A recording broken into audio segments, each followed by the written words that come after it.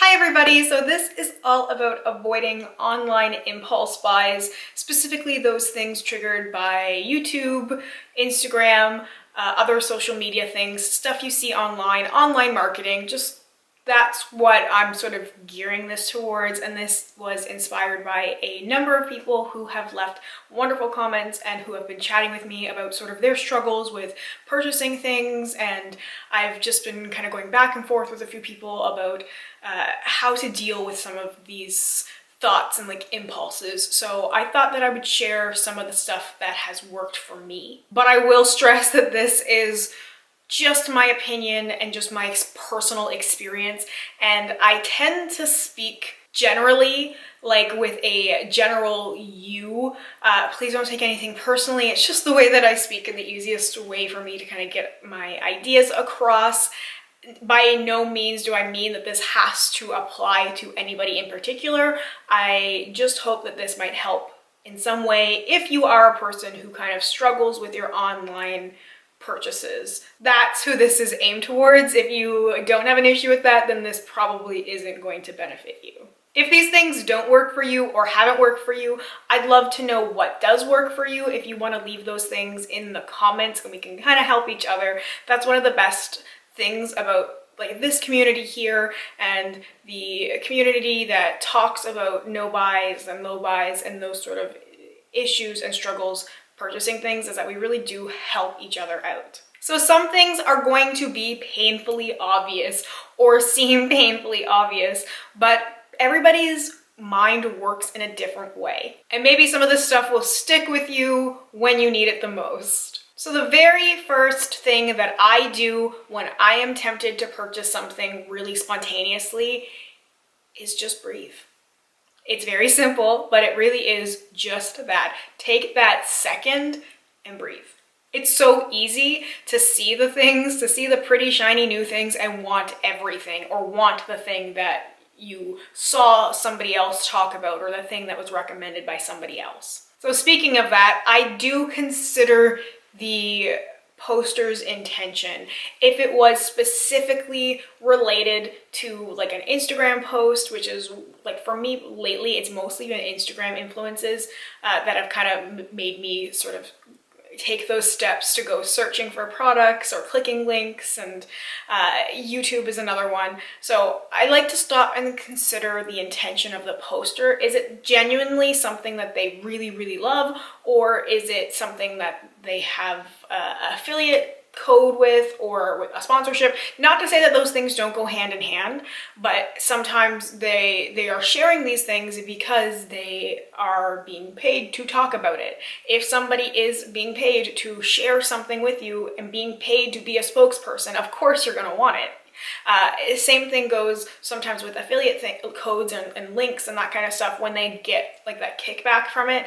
And sometimes it's, you know, it's encouraged by the brand, of course, to share these things, to make sales, to sell things. So I always kind of keep that in mind when I'm looking at things and I'm like, oh, that sounds interesting, or the way that person spoke about that really seems like something that I would like. But I'm always kind of cautious of the sort of tactics people use to sell things. I'm not talking about anybody in particular, just that's the nature of the beast. I also consider if this is a long time use product, if this is something new, if it's a first impressions. Like, I love first impressions. I love filming them, I love watching them, I love seeing the initial reactions of somebody trying something for the first time. There's something so much fun about it. But I never take that seriously as a review, because it's impossible to know how things are actually going to work long term. Like, I can sit here and put product on my face and be like, yeah, this is amazing, this looks really good, and then actually go and wear it for a couple of hours and then not like it. So I never take first impressions to heart, and I use that as a starting place if I'm really interested in a product. First impressions can generally tell you if a product is good, but not necessarily if a product is bad. So I definitely remember that, and I know that from my own experience with using products like that too. So that helps for sure. I also consider if it's a limited edition, limited time, or just simply hard to get item. If shipping is going to be A, very expensive, or B, take a very long time, that can usually talk me out of things, because I know if I'm not going to get something for a couple of months, I will probably be over it by then. And the thing with limited edition products or harder to get products is that once the hype has died down for it, people aren't talking about it anymore. There are concrete examples of this out there where their hype just sometimes feels almost unbearable, like as someone who's like in the beauty community and wants to participate in the conversations, and when these products get launched, it's overwhelming because it feels like everybody's talking about it. It feels like you're in it, and it feels like you really want to be part of it, and it's so hard to resist those urges sometimes. But you just have to remind yourself that it is going to end. That hype is going to die down, and then there will be something else. If it's a permanent product and the hype really is that intense, and then there is that payoff there because it is as good as people say it is. The reviews come out from creators and also just general makeup users, and everybody's talking about it positively, then you still have time to get it and still have time to be part of that conversation. It's impossible for a regular consumer to keep up with the products that content creators get as well, because content creators are getting stuff sent for free. They are buying stuff because it's their job. So it's really hard for a regular kind of person without those sort of opportunities to keep up with that. But a lot of the times you probably have something that you can dupe for those popular things. It might not be the same packaging, it may not be the same arrangement, but you probably, if you have a lot of product, which is generally, I'm assuming, people who are kind of struggling with their purchases, either have too much stuff or a combination of too much stuff and not having the disposable income to be able to purchase those things. And that's my experience anyway. I'm not saying it's everybody, but just in general, that's why I make those generalizations, because I don't come across that many people who are sort of casually into makeup who are also very intensely into the online beauty world. Like, it really does seem to be a lot of people who are very, very into it in all angles. So I consider what I have. I consider if it's something that would be like a long-term sort of investment that I would get a lot of use out of, that I would use a lot in my daily makeup routine, is if it's something that I'm really going to use and if it's going to be worth the price and the shipping time. And normally this is where I can easily kind of mentally check out, because I recognize now that, okay, it's going to take too long. I'm not going to be like the first person with the product. I'm not going to get anything out of this that I couldn't get with the stuff that I already have. But sometimes this doesn't work. Sometimes that little voice in my head is really, really loud, and I'm sitting there with a cart full of stuff and I am just waiting to press that button. I walk away. Again, sounds simple, but I drop the phone, I walk away from the computer, I just leave it. And I look for some kind of distraction, like whether it's going for a walk, whether it's getting a drink of water, whether it is just doing something else to take my mind off of that I have to have this for no real reason, just that I just feel that urge to buy stuff, or because I feel like this is going to be the thing, this is going to be the product that is going to change my life, this is the thing I need, this thing, this is the thing that's going to make me successful, this is the product that's going to make me beautiful, this is the product that's going to, change my entire life. And I kind of get so wrapped up in that it's like, I know I have to recognize my thoughts and walk away. Sometimes it is truly like a reflex for me. I see something, I want it, I buy it, I don't think twice. Like, this has happened to me a few times, like with clothing, where I see somebody wearing something, I like it, I go to the site, I purchase it, and I don't even think about it. Like, I did that like a year or so ago with a Fleetwood Mac shirt, because I saw it on one of the Facebook groups I'm in, and it was just this like overwhelming urge. Someone said, oh, hey, this is a shirt that's on American Eagle, and I was like, I need it. And I instantly went to the American Eagle website and purchased it without even thinking about it. Like, I just went and purchased it, and after it I was like, why did I do that? Do I regret it? No. Like, I still wear this shirt. I still really enjoy it. I'm glad I got the shirt, but at the same time, I probably should have like taken a second and thought about it. So that's the thing that I remember for me, and the way that I operate is that I can talk myself into anything if I do it quick enough. So I, for one, like to hit that pause button before I purchase things, and I will call a friend, message a friend. That helps me a lot. Like, I will like send a message to like my friend Emily or my friend Hunter or my partner and be like, hey, I'm thinking about this thing, what do you think? And like get somebody else's thoughts on it. Sometimes people can be bad influences, but most of the times I think if people who are your friends know your situation, they're not going to talk you into something that's not practical for you, and people will be reasonable. And I've been that person for other people, and I am always willing to be that person for anybody. I will be there, comment, send me an email. The thing is, it may not be instant. Breathe again. This is the thing that like I get really impatient sometimes, and I'll like send this message and be like, what do you think about this, or should I buy this? And if I don't get a response right away, I'm like I don't know what to do now. Well, the thing is, unless it's a super limited edition product, in which case the website's probably already crashed, it's probably already sold out, like it's okay. But unless it's that, you have time to think about it and to get other opinions about it. So again, leave it, walk away, get something to drink, watch something on TV or a show or something non-makeup related, something that's not really going to like make you think about what you're trying to avoid.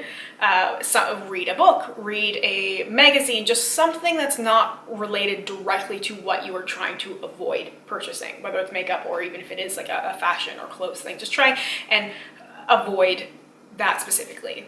At this point, if my phone a friend has failed, if I can't get a hold of anybody right away and the other distractions aren't quite working and I'm really still thinking like, I want to buy this thing, I want to buy it, I turn to what I already have. So I look at my makeup collection and I really just kind of force myself to sit there and compare what I have to what I want.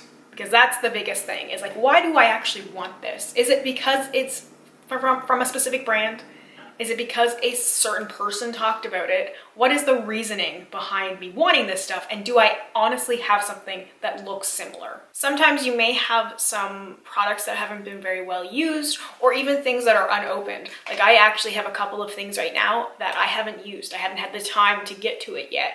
They are unopened products that I've been gifted, and it's one of those things that does stick in my mind when even if I had for a second thought about purchasing something, I'm like, what about all the stuff that I still need to use? The stuff that I still haven't been able to play with or experiment with because I don't have the time. Am I gonna suddenly have the time for all these new things? No. So it's something that I remember, and I know I've encountered it with other people as well, where it's like you have these things, these new things, you buy it, you get excited about it, you swatch it, you use it once, and then it goes to the side because it's another thing. So just another thing to remember, and something that definitely has worked for me.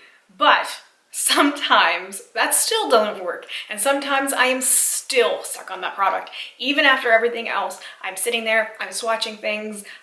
For me, I think one of the biggest things that comes to mind is the mini retro palette from Natasha Denona, which I ended up getting as a birthday present, probably because I would not shut up about it. But even after swatching everything and swatching stuff and trying to dupe things, I still wanted it. I still wanted to have it. And honestly, it may sound a little silly, but I like to try and drag it out and sleep on it. It's the cliche, sleep on it. But at least at this point, you really avoided the impulse part of it. It wasn't that quick, 30-second purchase where you didn't consider all of the other factors that go into it. Now, then in the morning when you wake up and you're still thinking about it and you still want it, well, maybe read another review, check out a few more things, really think, okay, how long is this going to take to get to me? Can I actually afford it? Do I need it? Okay, you know what? Maybe I don't need it, but I want it. Done. And it's avoided all of that initial impulse, that initial buying something without actually taking the time to consider it. So it's not an impulse anymore, and it's not easy. It really isn't easy. I definitely have had those moments myself where I purchase those things like that without thinking about it, and I just feel like for myself, I have gotten a lot better at it because I've gotten better at recognizing it. I've gotten better at recognizing those things that so trigger me, so that I know what to look for and that I know that it's not going to be that life-changing product. I know my life's not going to get better, those things that I think will make a difference that don't actually make a difference. And it's just sometimes it takes time, and it's not something that you can force yourself to do. It is something that takes time and that you will eventually get there if you want to. So I hope this helps in some way, even if I just end up being that little annoying voice in your head that's like, do you need this? Because I'm totally fine with that. But also, as I said before, if you are struggling and you don't have somebody you can reach out to, like reach out to me, and my messages are always open. I don't regularly check like my Instagram DMs. So the best thing to do if you send me a message is to let me know, like here on YouTube, that you sent me a message there so I can go check those. I tend to avoid those for my own mental health because I've had my share of not great things in my DMs, which is why I avoid them.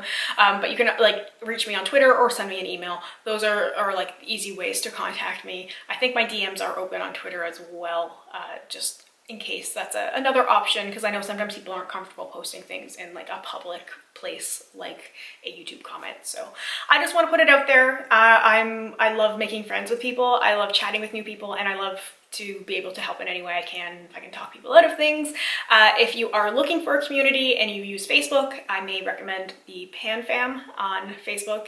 I'm not sure how to link groups. I'll see if I can link groups. If you search the Pan Fam for Project Panners and Makeup Rehabbers, I believe is like the full long name of it. It's a group that I started a couple years ago on Facebook with a wonderful group of moderators and a wonderful group of people there who we have like talk me out of things threads, and people are always asking for advice and stuff on there. It's a really great community. So just an extra little plug for that, if that is a place that might help people out a little bit.